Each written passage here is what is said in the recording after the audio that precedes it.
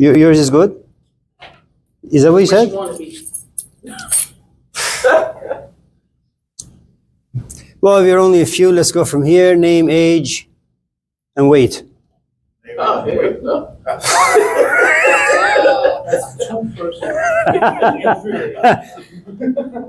I'm getting what's up, y'all? I'm honest. What's poppin'? I'm 31, and I will go. My weight is 220. Okay, good. Yeah. Heart attack, yeah. Kamal, 21, weight 168. It's not bad. Yeah. I'm trying to get up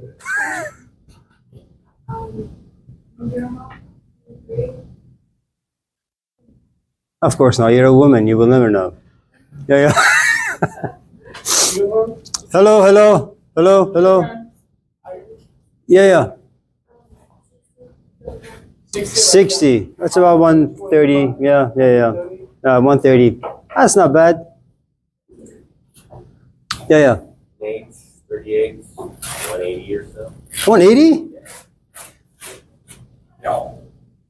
Tia, what is age? 41, and I am 253. But I lost 16 pounds to January 3rd. Oh, good for you. Yeah. Can you not make this like an Oprah Winfrey moment? You will.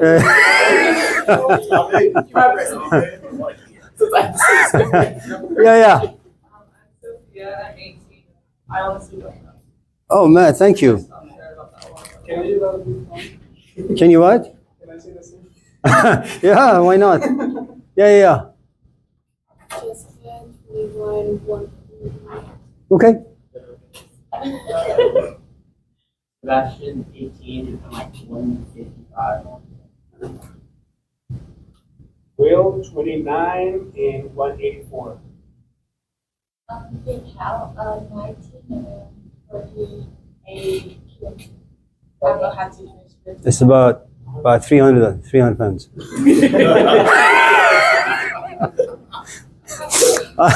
Okay, yeah. It just, the same stuff. Yeah.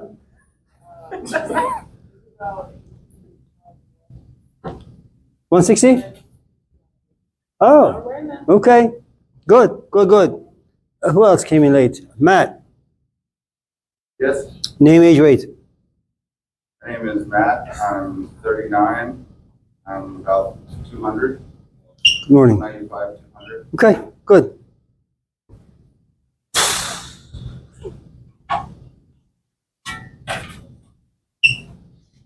Assalamu alaikum wa rahmatullah. No, don't go over there. Sit somewhere close by. Since we're going to be fasting together.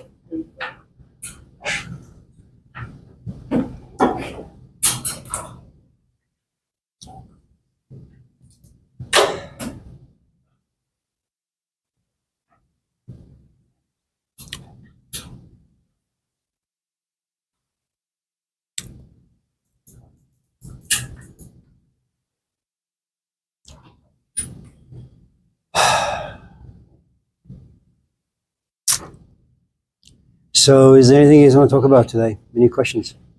Will?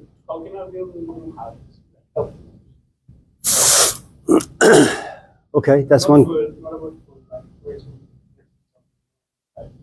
Approach our situations. Okay.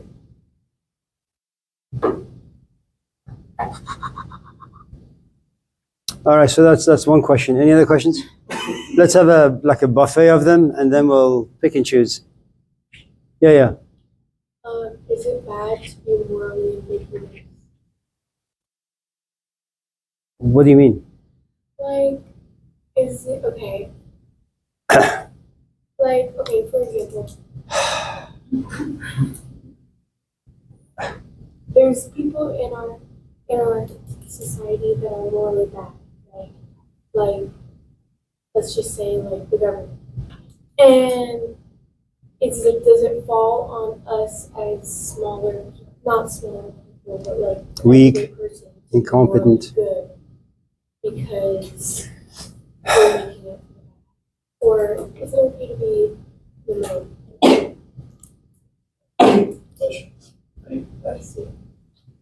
Are you sick? I don't think so. So is it good to be bad? How do you choose new habits? What else? That's it? Yeah. Okay, but it's like a little lead up though. Okay, I'm gonna try to keep it quick. So I've been on this journey, right? Eat, pray, love type shit. Oh, shit. But it's like I've been doing a lot of eating, I've been tough on the weight. You know, not really that much praying and love wherever I can find it. You know, so my question is: Have you tried East Oakland? International. Oh, that's where I'm from, baby. You know what I'm saying? Well, you said love. It reminded me of International on 38th. Good Oh morning. wow. No, I don't want to go there. Okay. I don't want to go there for my love. But you know, I pose this to the room too. Like, recently, I have a thought in my head is like not to go where I'm tolerating or where I'm celebrating. You know what I'm saying? About, you know, people, family and stuff like that. So why does it feel so bad when it's time for you to grow away from people? When you know you're doing it for yourself and you know it's gonna lead you somewhere good, but it doesn't feel good in that moment. This is a difficult class. You started with it, bro. That's a good one. Is there something specific that you want to talk about that none of us are bringing up? I guess so, because, you know, I'm not feeling any of this stuff. Alright. I mean, I don't like fancy language. You know, it's...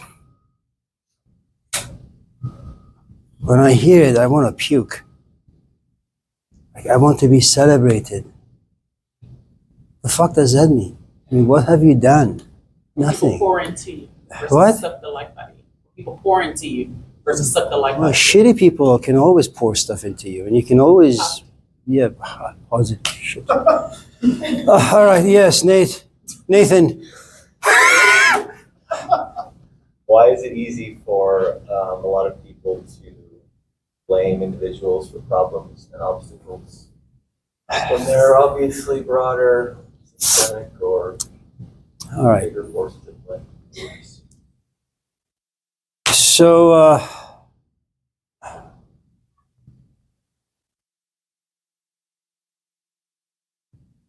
Matt, Who's it okay to steal from?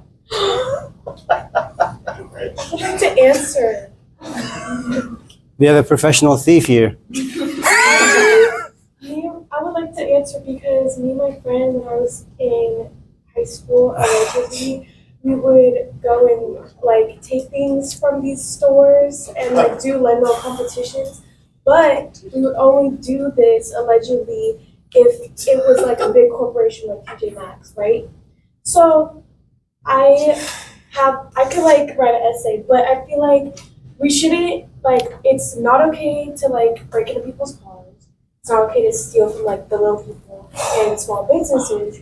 But corporations, like, they have all the money anyways. Why are they gonna care about Communist. little boxes? Okay. All right. Let's.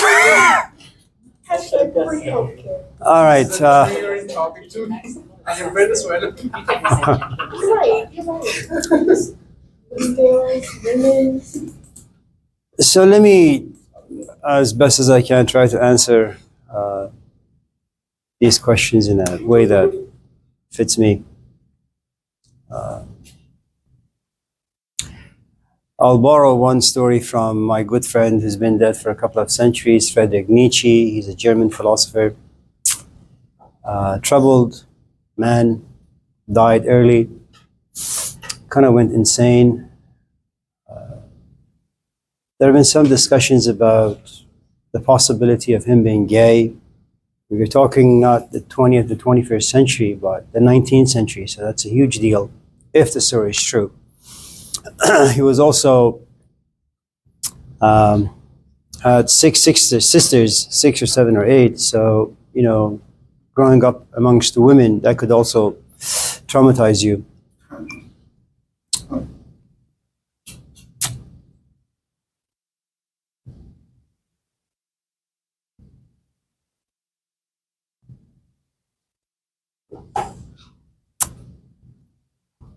Yeah.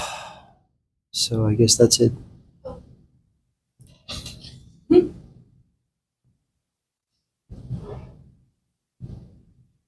you like an easier question? Like, There are no easy questions. what came first, the chicken or the egg? Like, how did the chicken cross the world? What makes rainbows? You talk too much. Is there a cat at the end of the rainbow?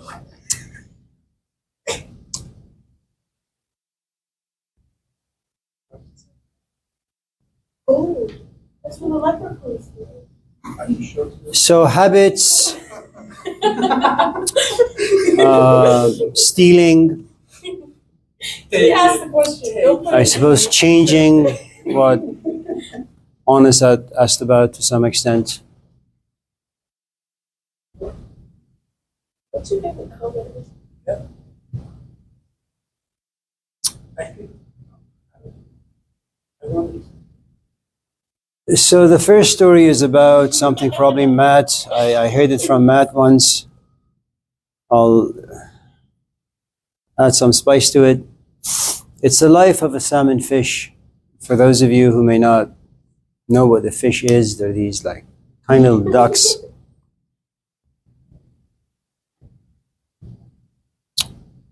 It starts its life at the very top of a pond, probably under a rock somewhere, as tiny little egg. And at a certain point, it grows a little bigger as an egg, and the weight of the stone can't keep it down, so it just rolls with the water, and it swims or just floats downwards. And by the time it reaches the bottom of the pond or the ocean or the sea, it is a full-grown quacking fish.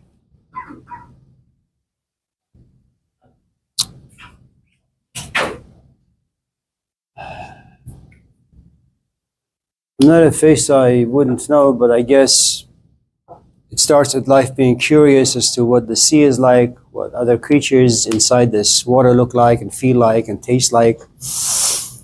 And at a certain point during the salmon's life, it cultivates friendships. Probably gets married, has children, buys a house, goes to Costco, takes a few classes at Laney, has a few ups and downs with his or her companion, has a good life, develops some habits, and because fish have a tendency of living in a pack, has no choice but to carry the burdens of the social norms, being ethical in this way, being moral in that way. You should go to church on Saturday, take your classes, don't smoke, don't drink, don't divorce, raise your kids in this way or that way. Kana the fish lives very much like us.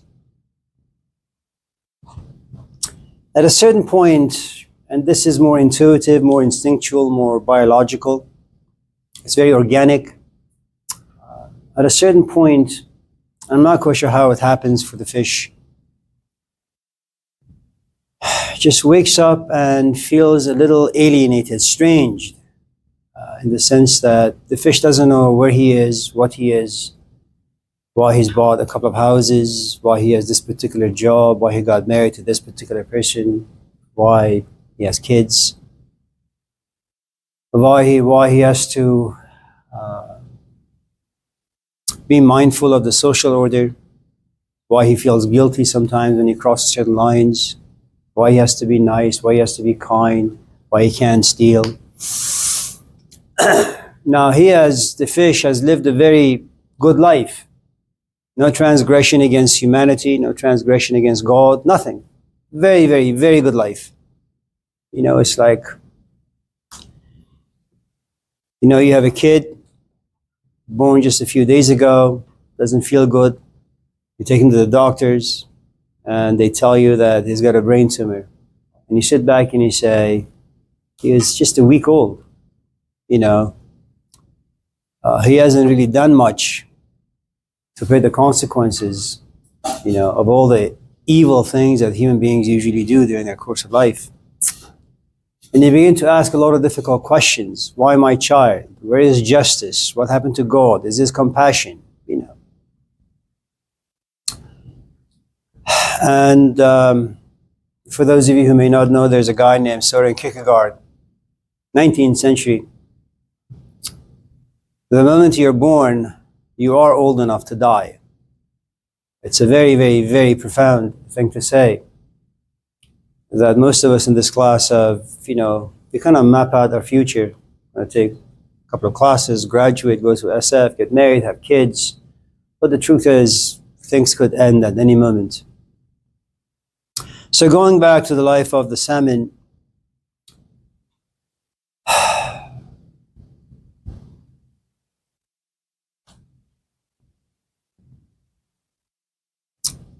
he looks at his life and can't understand it. It's something that all of us in this class have gone through probably. Well, not all of us, some of us. And it usually happens to most of us who've been in long-term relationships. And it doesn't mean you're going to walk away, but it does suggest that once in a while you're going to wake up early in the morning, look at your companion and ask why. Why you're there, why he's there or she's there, and why you want to continue. But luckily for us, we're far too forgetful, far too distracted. The heavy questions kind of go away and we just fall back into the routine and we're comfortable for a while. And God forbid, she comes in and she says she's pregnant. And then you have 18, 19, 20-year distraction. And then when the kid leaves, you realize you should have done this long time ago, which is pack up your stuff and leave. So the salmon fish, despite having a very, very productive life, being good to his or her kids, good to his parents, paying taxes, at a certain point, the salmon fish comes to realize that his or her life has no value, no meaning, no purpose. Talk about breaking a habit. Now, for those of you in this class who have been depressed, let me say a couple of things about depression because that's what change does, desire for change. Depression falls into different categories. Someone simply has bad brain chemistry. Their parents are good. They have had a really, really good life. The only problem is, chemistry inside their brain is a little whacked. So they don't need to go to a therapist. All they need to do is go to Kaiser, talk to a couple of doctors, do an MRI so they can figure out the imbalance of the brain. And then that person will go to the first floor, will stand in line in the pharmacy. His or her name is called, take a few pills for a number of months, and all of a sudden they feel fine. That's one category of depression. There is nothing wrong with you emotionally except brain chemistry. You can easily fix it. The other, which is more specific for women, that some women just have very, very, very bad and heavy monthly cycles. It just, something happens to them. 2 weeks before their cycle comes, their mood changes. They become a bit more dark, a bit more reflective, a bit more isolated, alienated. And the truth is, they don't need to do psychedelics. They don't need to go to therapy. They just need to see a gynecologist and maybe do an MRI to figure out what the hell is wrong with, their brain chemistry and the degree to which they suffer because of their monthly cycle, and then take the right medication. Because if they don't, if they think, as this culture kind of just sells people these ideas that, especially those women who are not familiar with the stuff, that yes, it's probably your mom, it's probably your dad, it's probably your this, it's probably your that. Maybe you need to seek therapy for like 2, 3, 4, 5 months or years. So the simple thing to do is just, go to Kaiser and get checked out. The other kind of depression, and we'll get to the depression that the fish goes through, is that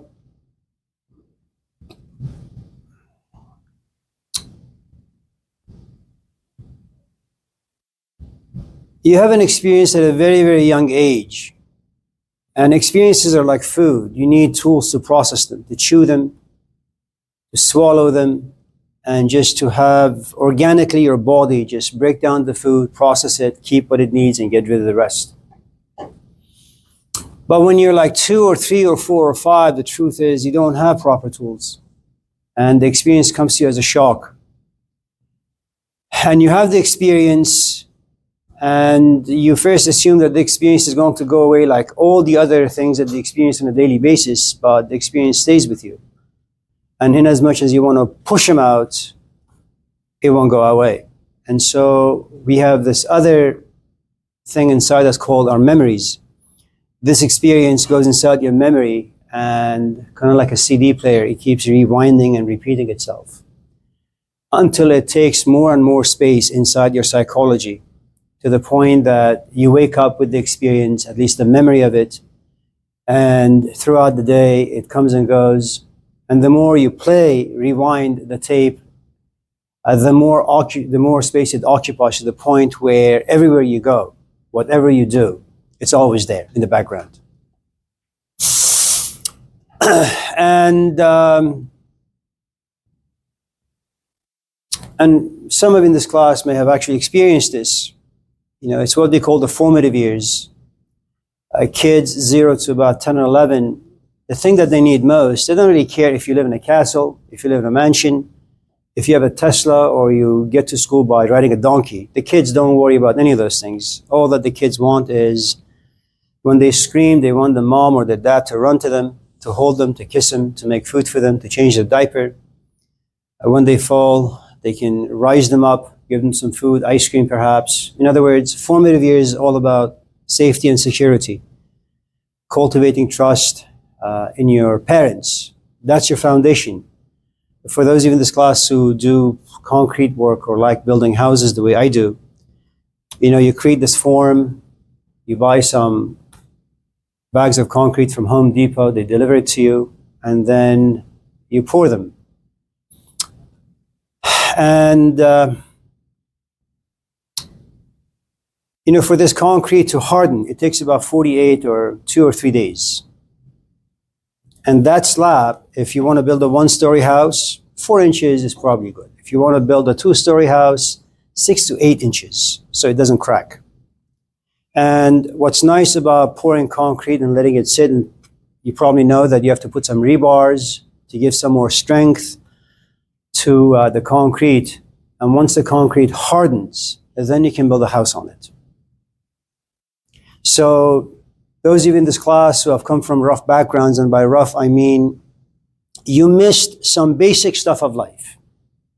That at the age of 2, your mom comes to you and says, your dad left. Or at the age of 3, you come to realize your father is addicted to drugs, or your mom is just not there. And you realize that this concrete that's supposed to harden inside you for about the next 10 years, it remains soft. But human beings, eventually you want the future. You want to build a life for yourself. You want to have friendships. You want to have trust. You want to have faith. But because you never had the slab, you keep building your houses or house on sand, and every time you open the door to go sit in this room, it just falls apart. So this idea of intimacy can never really develop or be cultivated for you. And you create habits that every time you get close to someone, or every time someone gets close to you, you run away. And then you catch yourself at the age of 25 or 30 or 40, if you're lucky, you know, to catch yourself at a young age as opposed to when you're like 70 or 80. You realize that your entire life circles around these habits that really are obstacles to your life. You mentioned positive habits. Now,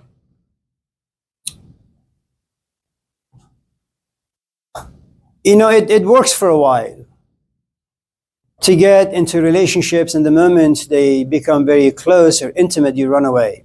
It can work for the first like 5, 10, 15, 20, 30, 40 years. But human beings don't really function that way. At a certain point, something about you catches you. And you look yourself in the mirror and you say, I need to do something differently. Now, the problem now is, well, you have built this life, which is hit and run for 20, 30 years. Now you want to create a brand new self, which is hit and stay. Now, the hit and stay has to compete, and this is a brand new seed. It's an inspired moment. It's a realization, awareness that says, you know what, I want to change. But this desire to change has to compete with about 30 years of habit.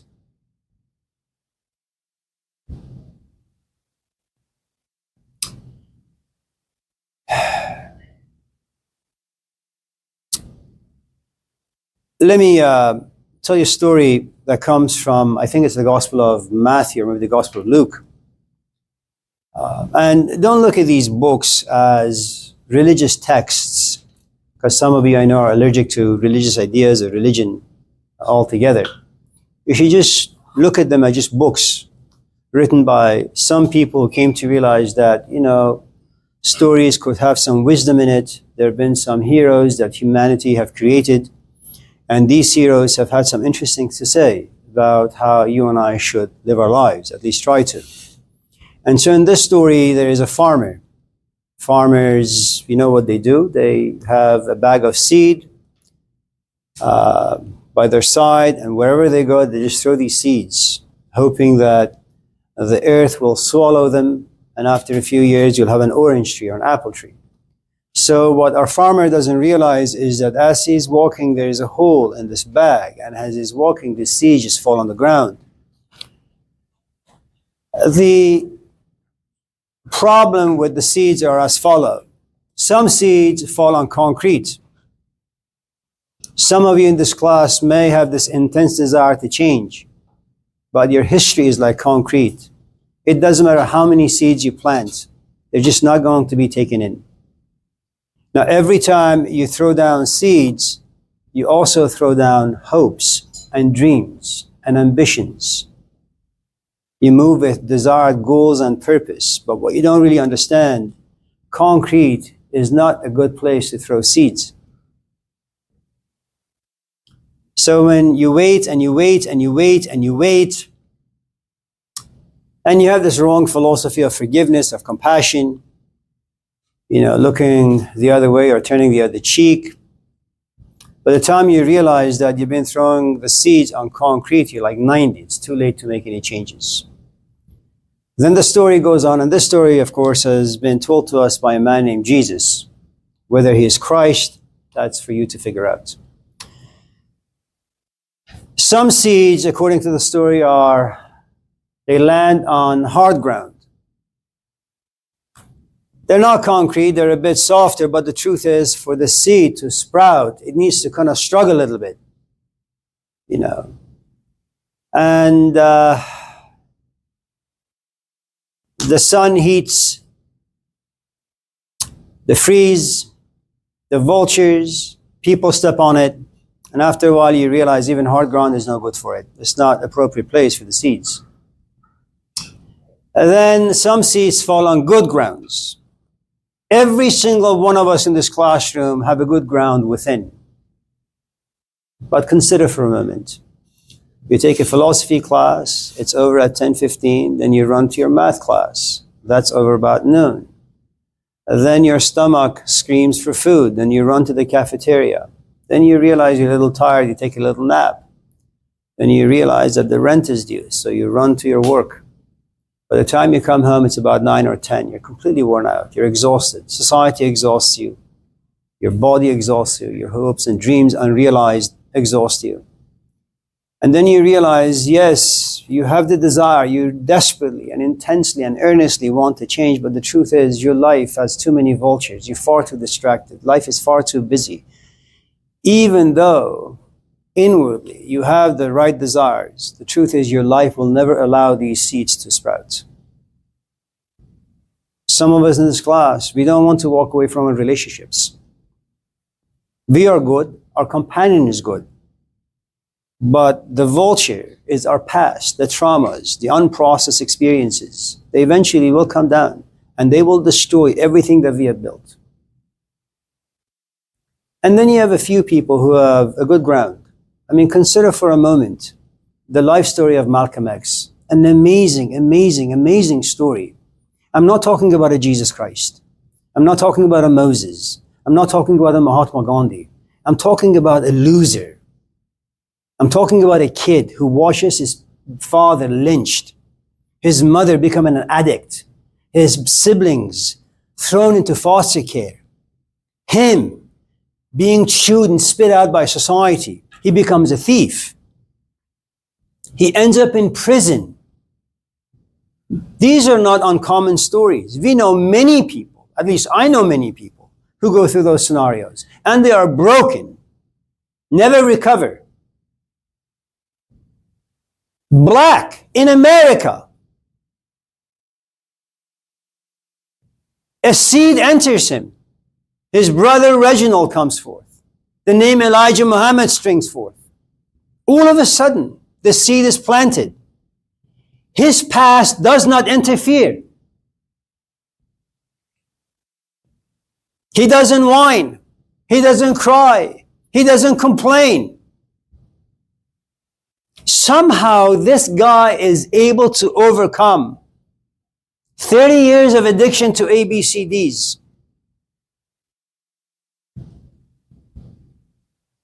But what is even more magical about Malcolm, despite all the power given to him by Elijah Muhammad, he's not after power.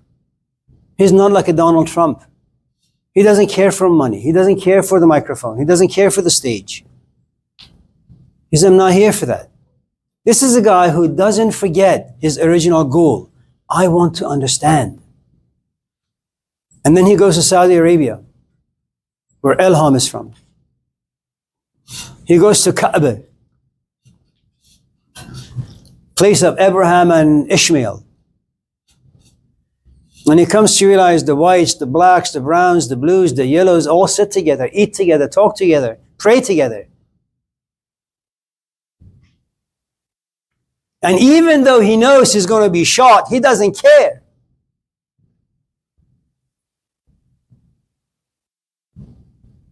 If you've seen the movie Rambo, the fourth one, that supposedly takes place in Burma, you know what he says at the very beginning of the movie?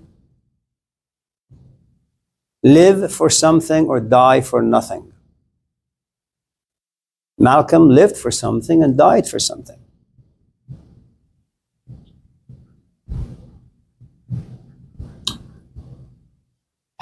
So,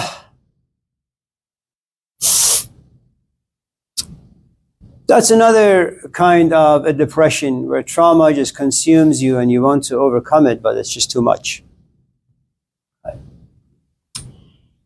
The salmon fish suffers a different kind of a trauma. And it's far more devastating.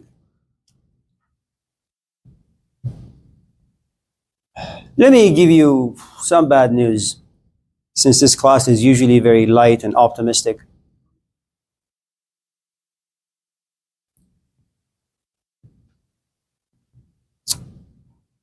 I'm an immigrant. My kids aren't. I was taught that if I was to go to school and get degrees, I'd be happy. I went to school and I got degrees. Didn't get happy. In fact, when the committee started giving me my diplomas, many of them told me, Amir, you should be very proud of your accomplishment. But for some strange reason, none of them make me happy. If I was to get a job, I'll be happy. I wasn't happy. And I said, I should do what my parents do, which is to get married. So I got married. So yes, I can find happiness through marriage. That didn't work out. So, yes, children, source of happiness.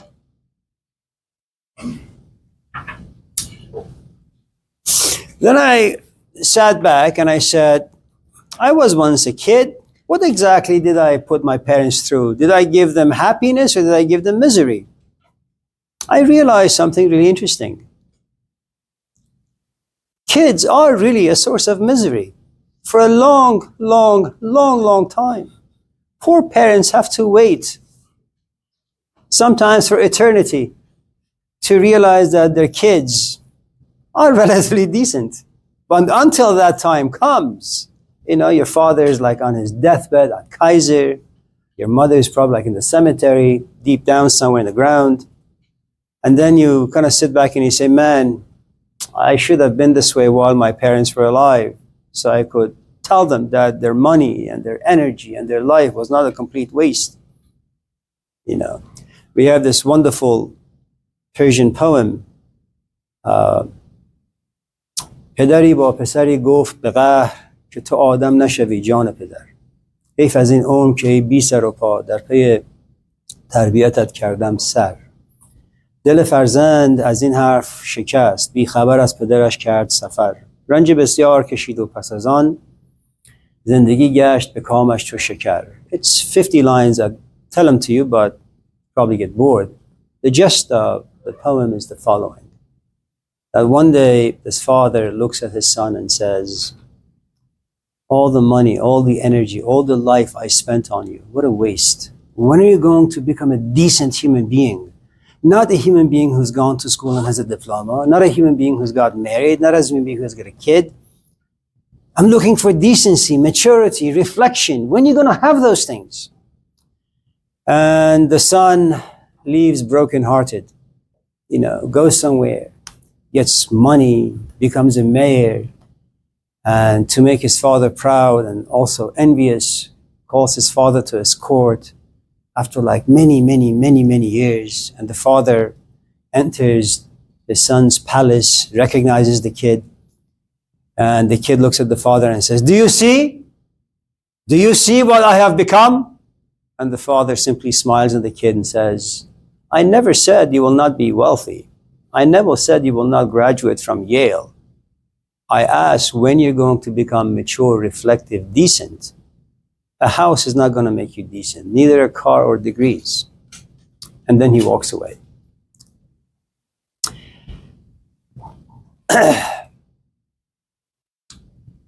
It takes a long time for us to create friendships. For those of you in this class who may not know or may not think about this, the way you create friendships, and they fall in different categories. There are friendships of pleasure. You have sex buddies.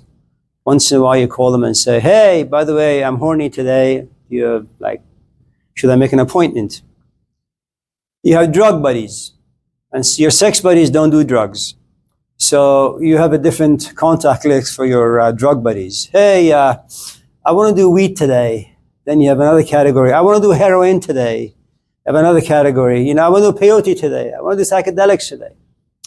So you have a category of friendships that revolve around pleasure.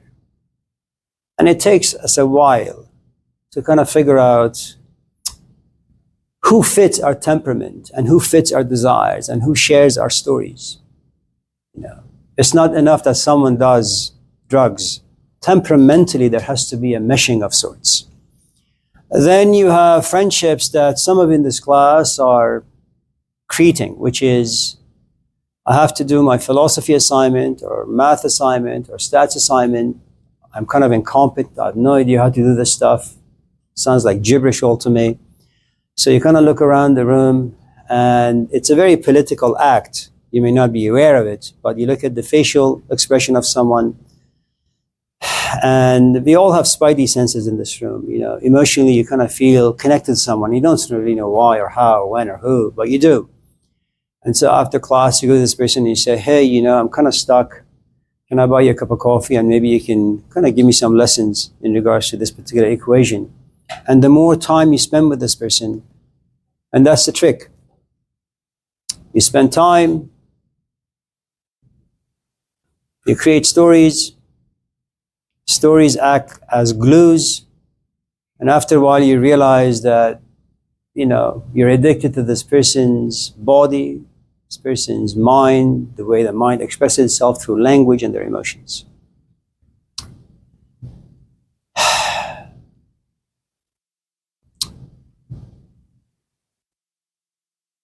So it's mostly transactional. Human life is transactional. The only question is what exactly is it that you're buying and what exactly is it that you're selling? Since most of us are like dollar stores, we don't really have very many good things to sell. Whatever it is that we sell to anyone, it only lasts a couple of minutes and then it just goes bad. The salmon fish. It creates a lot of friends down here. Takes a lot of time. Lots of emotional attachment. You realize you have worked enough, you've saved enough money, it's time for you to buy a house. And you want to turn this house into a home. That takes a lot of time, a lot of energy, a lot of hope, a lot of ambitions. At a certain point, you realize casual sex is no longer enough for you. You want intimacy. You want stability. You want a companion that shares some of the things you want in your life. You know, so like a groundhog, you kind of roam around to figure out if you can find this person, and eventually you do.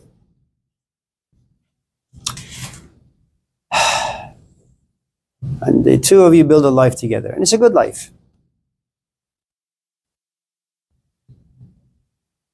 And you have kids. They're good kids.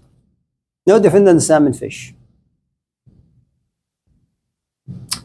But there is something about human life very much like the salmon life. Deep down, there is a recognition. Life is not enough. Having a house is not enough. Having a home is not enough. Having a wife or a husband or a pet is not enough. Having money is not enough. And it's both a blessing and a curse. If you happen to be a Westerner, American, a midlife crisis can be devastating because you need a GPS, you need a map, you need guides, you need stories, you need myths that can guide you at this particular stage in your life. That there have been people, thousands of them, over the past many thousands of years, who have hit midlife crisis. They went bankrupt physically, emotionally, intellectually. You know, it's really, really difficult to wake up in the morning and looking at your companion and not desiring them. Opening the door to your house and realizing that you're homeless. Having parents, having friends, and having this feeling that you've been orphaned, that you have no one. You know this idea we talked about last week, an unexamined life is not worth living? Midlife crisis, what happens to salmon fish? It gets attacked by the inner demons, what we call eudaimonia in the Greek world. The demons of happiness. Not happiness through sex, not happiness through house, not happiness through school. Okay. Now, what happens when you find yourself at a crossroad? The way the salmon fish, or the way some of in this class may feel because you've hit this crossroad. Do you go back to life, a life that offers you nothing, but you play the game, distract yourself as best as you can, so depression doesn't consume you? Or do you follow this other path, unknown to you? You ask your parents, that's what we do.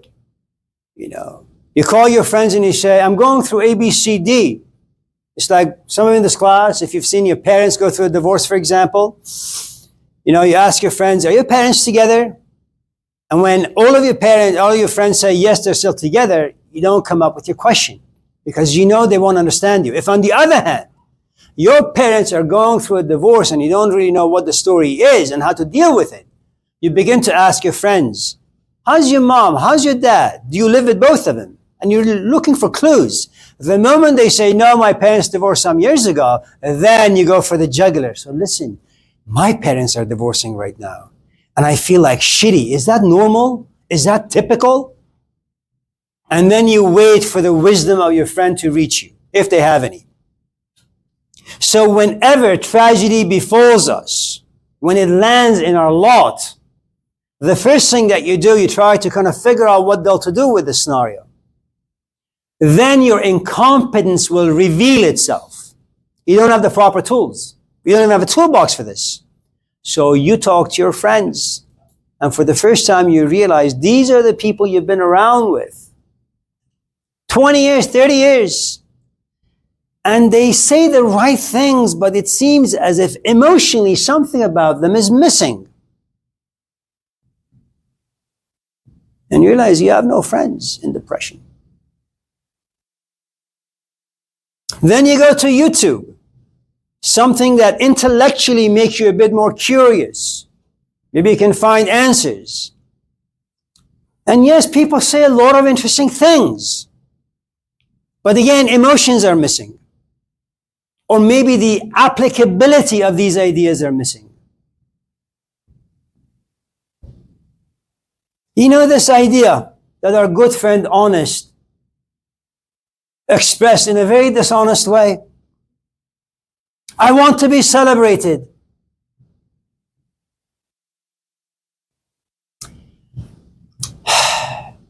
I'm going to give you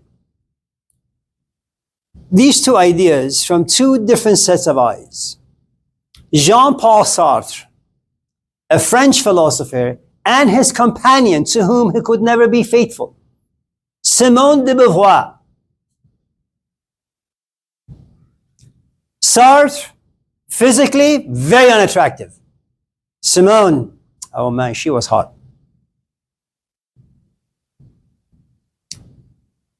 This is what Jean-Paul Sartre says. Look around you. Any in this class have ever read the book by Hermann Hesse, Siddhartha? There is a scene in the book where Hesse, through the mouth of this guy, Siddhartha, says, everything lies. Schools lie. My parents lie. The books lie. TVs lie. Everything lies. The world lies. And that's exactly what Jean-Paul Sartre wanted to say. Why do you and I depend on the judgments and perspectives of people? People lie all the time. Not because they want to. People lie because they're incompetent. A blind will always get you into a ditch. Why? You want to get to point B, but the person you're asking has never been to point B. We ask unhappy people how we can be happy. We ask people who can't think, how do you reflect?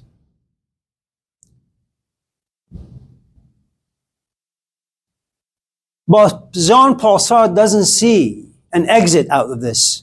There is no remedy. We have no choice but to be and live amongst people. So he wrote this play called No Exit. Other people are hell.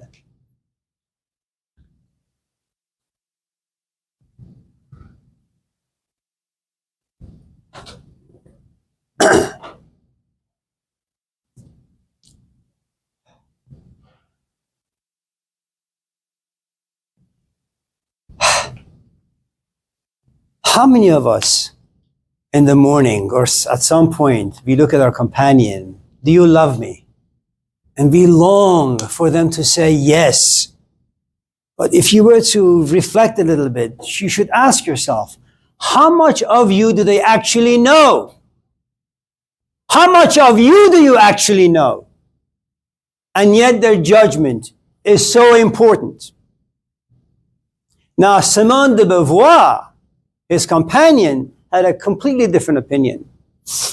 It is true, other people are hell. It is true that we cannot but live through the eyes of other people. You know, you write down your questions, and in your head you say, man, this is a really, really good question. I'm going to turn this question in. He's going to read it. He's going to say, whoa, this guy is so intelligent. And I give you a grade, F. And then you say, no, he's an idiot. He doesn't really understand what a genius I am. And you realize my grade impacts you. Why? It impacts you because all of us in this class doubt who and what we really are. Simone de Beauvoir had reached this really, really insightful conclusion. Snoop Dogg sits next to your left. Malcolm X sits next to your right. Socrates sits next to your left. Eminem sits next to your right. Do you want to be praised by Eminem and blamed by Socrates? Or would you like to be praised by Socrates and blamed by Eminem? Eminem is a piece of shit. And so is Snoop Dogg. The question is, Whose judgment do you value the most? Eminem's or Malcolm X's? If you choose Eminem, there is seriously something wrong with you. If you choose Jesus Christ, something is wrong with you in the eyes of society that follows Eminem.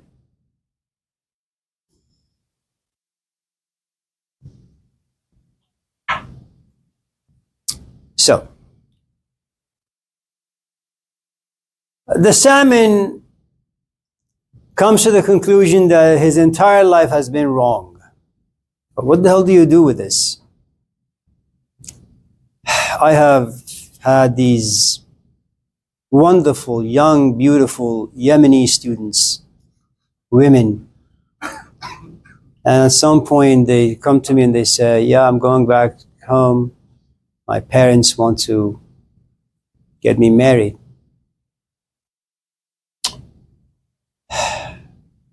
Or they live in Yemen, some guy from here, some idiot who happens to have Yemeni parents but was born here, goes to Yemen, gets an organic Yemenis, brings her here. And this young woman comes to realize that this guy is just a jerk, he's a piece of shit. You know, doesn't know what to do with this guy, doesn't know what to do with her life. And she has a couple of options. She has to go either against the Quran, her parents, her tradition, have the label divorcee above her head, suffer shame, suffer guilt, suffer remorse. Or she says, you know what, I'll stay married to this idiot. We'll have a few kids, maybe I can love my kids and survive that way.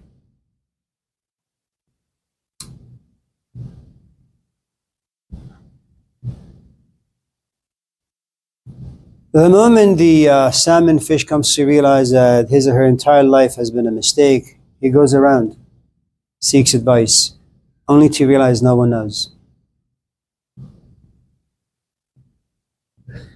Now that is a good depression to be had. Not easy, but it's a really good one.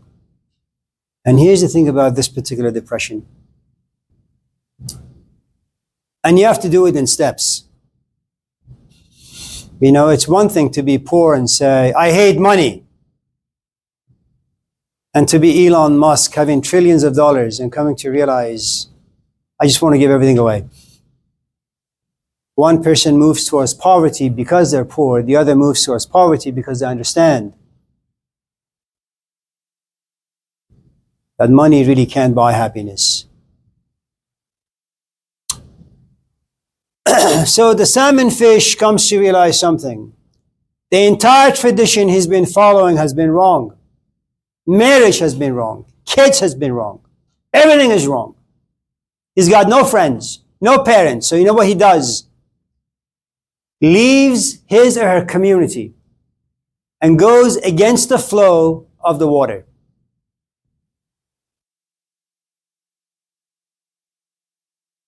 You signed up for this class to get 3 units. Because that's what society says. Go to school. You know, get a degree. You go against the flow of what's normal. You come to this class and you realize this class really sucks. And you're bored. You signed up for philosophy and you have no idea what this class is. And you need this class to graduate. So there are 2 things about you. One is called authenticity, the kingdom of God within, the voice of God, the voice of your own organic intuition. This class sucks. Walk away, drop it. The other is play it safe. This class sucks, but remember, it's only 16 weeks. It'll go by very quickly. And here's the thing about the salmon fish. The salmon fish has the conflict within, very much like you and I. But the salmon does something unimaginable. He says, you know what? Screw my future. The only thing that's valuable for me is the way I feel. And the way I feel is dark and gloomy every time I walk into this class. I want out. You put your future on the cross and you bury it. And it's not going to resurrect. The salmon fish goes against the current. The water is going this way. The salmon goes against it.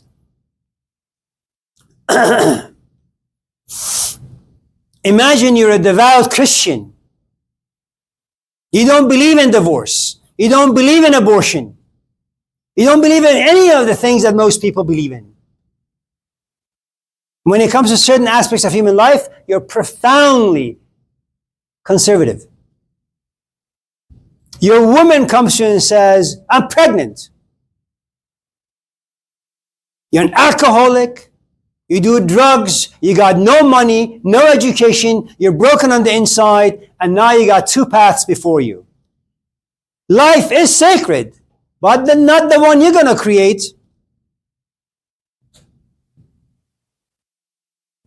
So you do what the salmon fish does. Your tradition is good. Not at this particular juncture in your life.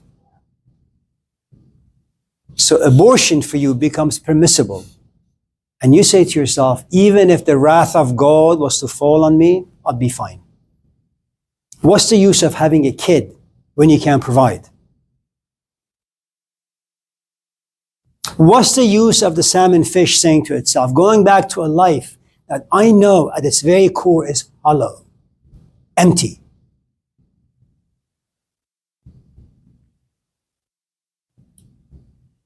Now, a couple of things you need to understand about the salmon fish, or for any of you in this class who want to make some drastic changes to your life, or if you're really, really evolved, you want to go on this philosophical quest, on a spiritual quest.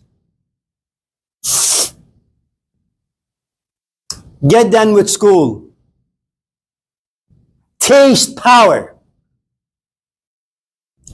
And taste what time does to that power. You either will become more intoxicated, or you'll come to realize it has zero value.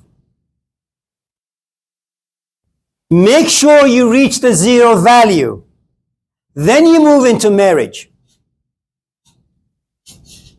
Have a huge wedding. Spend thousands of dollars.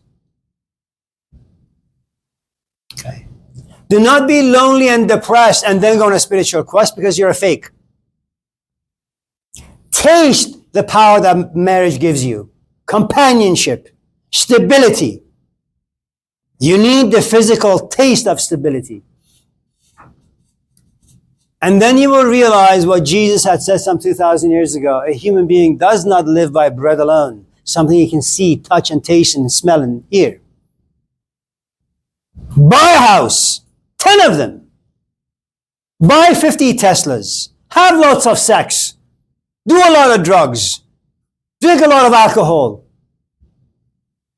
Let life consume you. Suck the marrow out of life. And that's the motto of Henry David Thoreau. That you must live a life that transcends life. Hence the movement, transcendentalism. Live in the forest. Not a city built with concrete. And once you realize at the very core life has nothing to offer you, then your spiritual quest will begin. But here's the thing. You have to fight the addiction of sex and drugs and YouTube, of degrees, of marriage, of children.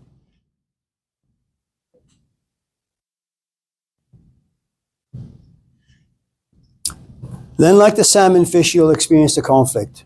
Should I go back to a life that's familiar? Or should I journey towards a life that I have no idea how it's going to conclude? At a certain point, the salmon, and remember, by this time, the salmon no longer trusts the eyes or the nose or the memories, guided entirely by the instinct and intuition.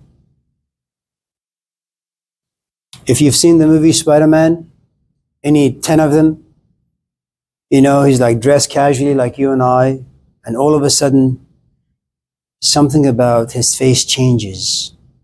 There's a tiny little jolt like this, that there is danger. And all of a sudden something about him happens. Spidey senses. The salmon has this intuitive feeling that since my senses will always deceive me, I need to kind of tap into a different sense. For those of you in this class who believe in intuition, that could be one name. For those of you who believe in a soul, that could be another name. The name is your choice. It doesn't really matter. Without really knowing, the salmon is journeying towards the very place it was once an egg. Very interesting story. Now, at a certain point, the salmon must do what salmon doesn't usually do, which is to fly. Doesn't have wings. And this desire to go to the very place where it once was an egg comes at a very, very awful time. The bears are awake now. The season where they were hibernating, it's over. They're hungry. And they're all standing at the top of this lake with their mouths open. Every time a salmon jumps up, they get devoured by a bear. Luckily, a few remain alive. They go to the very same exact place where they were once an egg. They lay a few eggs, many die, some live out a couple of days, and then they die.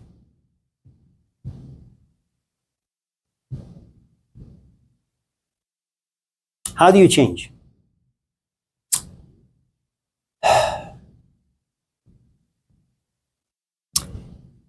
Positively.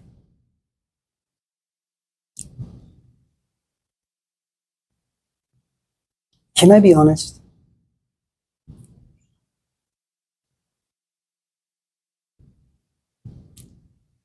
You can't. But if you could, you would need a support system.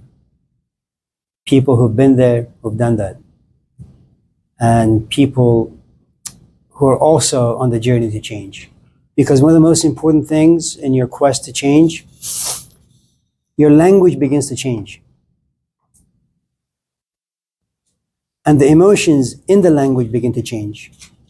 And your thought patterns begin to change. And you need people who are on the similar line, similar path, to understand that. What's the use of you, for example? Look, imagine I have cancer and I'm going to die in the next 6 months. And I come to this class and I say, listen, I got cancer. I'm going to die. My kids, my wife, my this, my that. Intellectually, you understand all of those things. But then you raise your hand and you say, Professor, can I say a couple of things about death? And then you open your mouth. And I realize, just fucking talk. You just like to talk. And I realize that, yes, you say nice things, but what I hear, it just sounds like insults. You don't really understand what it means to die. And so you know who I take my lament, my complaints to? After this class, I'm going to get into my car and drive to the cemetery at Piedmont. رو به گورستان دمی خاموش نشین آن خموشان سخنگو را ببین. I will go to some hospital. I'll visit some random person who's on their deathbed.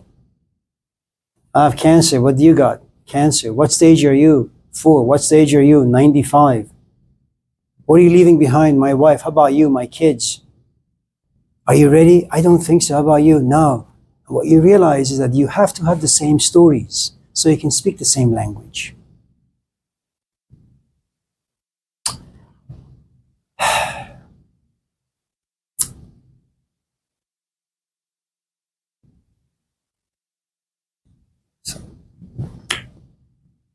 Elham, yes.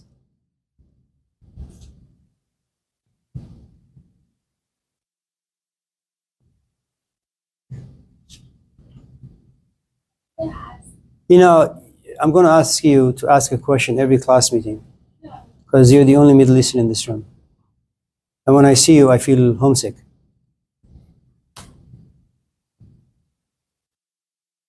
Go ahead. I said I was going to ask, will you sort of answer? It can. Do you like me? Yes. Okay.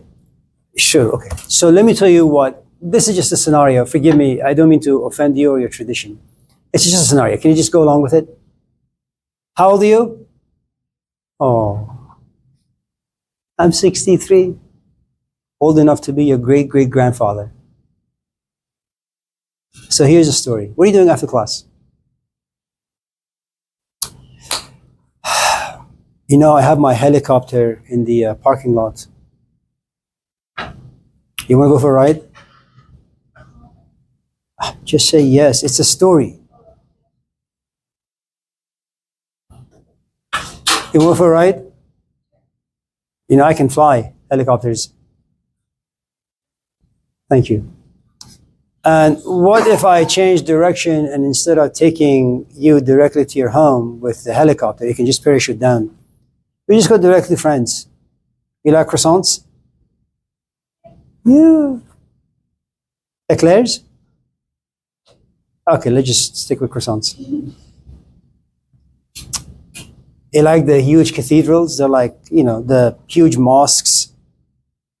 We can go to Spain. I can show you Alhambra.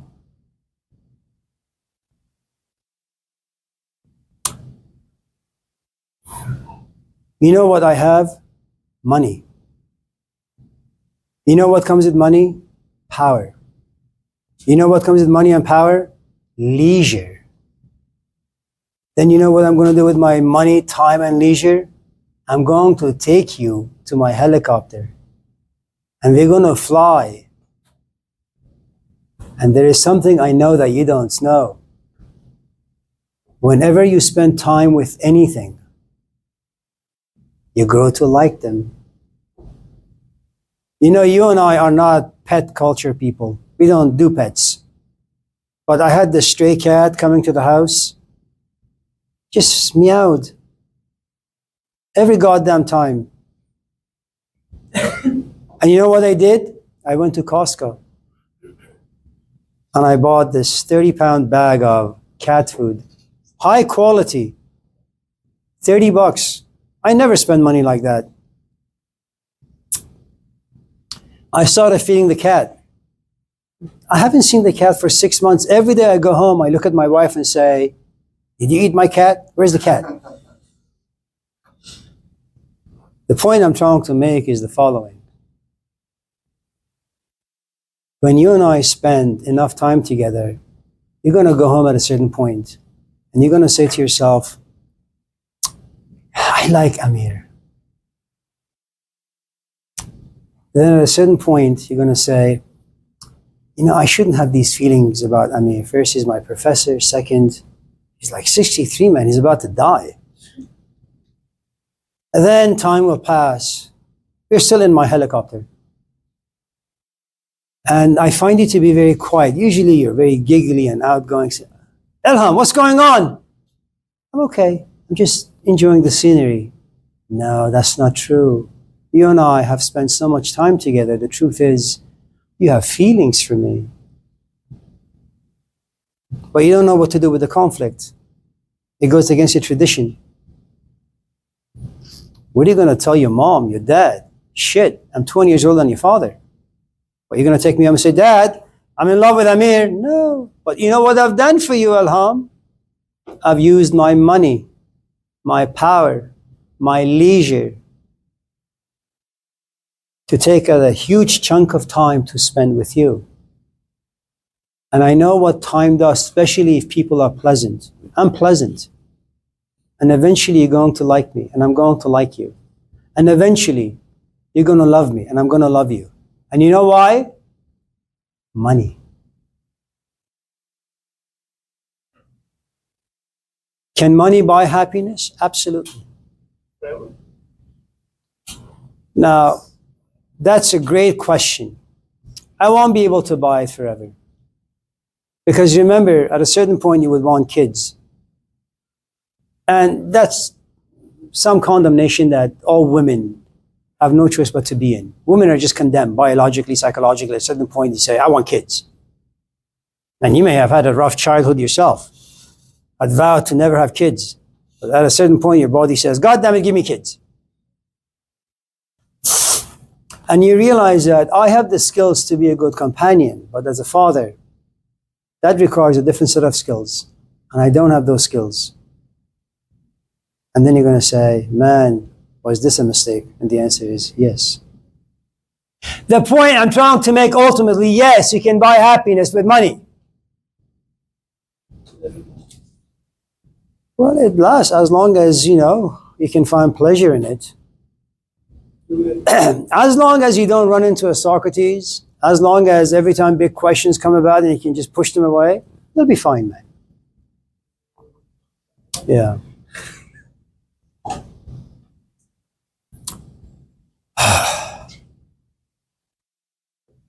So did you want to go for a ride? Good job. Spoken like a true Middle Eastern. Anyone else? Nathan. What was the question? It was completely clear, but Anything? What was your name? Yeah. Come on. Anything? You should ask Elham without looking at her what your name means. Well, she's after class, not right now. Anyone else? Nothing? Yeah. Shakira, yes. So, like the scoring exam fish, was that just a scenario or they really? No, that's the way they live. Oh. Yeah. Can I tell you a story, Shakira? It was 2004, I think. It was my first or second year being at Laney. I had a student named CJ Anderson who went on to play for the Broncos. CJ one day comes to my class. It was a summer class, ethics. He brought this kid to the class. His name was Josiah. Summertime, it was hot. And you should have seen this guy. Man, his body was chiseled. He was like, I don't know if you've seen the Greek sculpture, Christos. It's sculpture has gone through its own evolution. And the Greeks did a fantastic job. I mean, beautiful, high cheekbones, square jaw, abdomen, six-pack, biceps, thighs, beautiful. And Josiah was like that. And he had some nice tattoos. His skin was like glossy, dark, beautiful. And he kind of comes in as a guest, and he comes and sits in other classes. At a certain point, he says, I want to find my roots. He was African American. I want to find my roots. I think something about the class just inspired a set of thoughts and ideas and passions. And I would see him for the next few weeks. All of a sudden, he disappeared, like the salmon fish. Okay. I don't see him for like 2, 3, 4, 5 years. Suddenly, he shows up to this classroom. All the muscles were gone. He was thin, he was skinny, and he said, I changed my name. And he was dressed very, very differently, And everything about him had changed. He now lived in Texas, oil refinery, saving his money, trying to do ABCD with it, and then going back to Kenya. And the point I'm trying to make is, I think some people, at certain points in their life have a salmon fish life experience. If not psychologically, organically, they walk into a space and that space does something to them, and your brain gears begin to function differently. And you go home and you begin to have different set of thoughts and then emotions. And then the conflict begins. Should I stay? Should I leave? And if you happen to have the right temperament, right kind of stupidity perhaps, you just pack up your stuff, you get yourself on a plane, and you go to a space that you've never been. So yes, the salmon life story was, yeah. Can you what? Oh, is it time? I guess so. Oh, I'm so sorry to have kept you. I'd like to stay, but I know, I like to leave. So have a nice day. It's good to see you. Today's Tuesday? So see you Thursday.